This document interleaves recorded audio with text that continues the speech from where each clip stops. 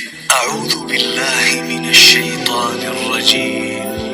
بسم الله الرحمن الرحيم. الرحمن علم القرآن خلق الإنسان علمه البيان الشمس والقمر بحسبان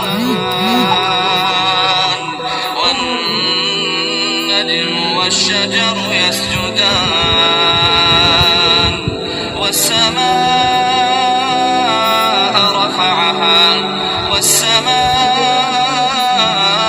رفعها ووضع الميزان ألا تطغوا في الميزان وأقيموا الوزن بالقسط ولا تخسروا الميزان والأرض وضعها للأنام فيها فاكهة والنخل ذات الأكمام والحب ذو العصف والريحان فبأي آلاء ربكما تكذبان خلق الإنسان من صلصال كالفخار وخلق الجان من مارج من نار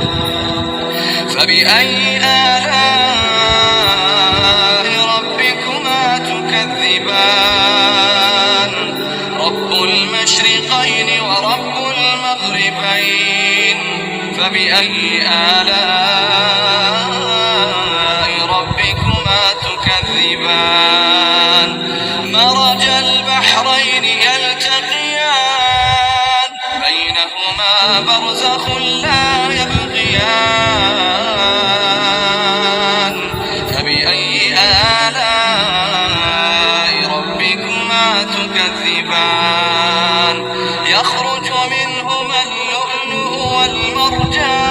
والمرجان فبأي آلاء ربكما تكذبان وله الجوار المنشآت في البحر كالأعلام فبأي آلاء ربكما تكذبان كل من عليها فان ويبقى وجه ربك ذو الجلال والإكرام فبأي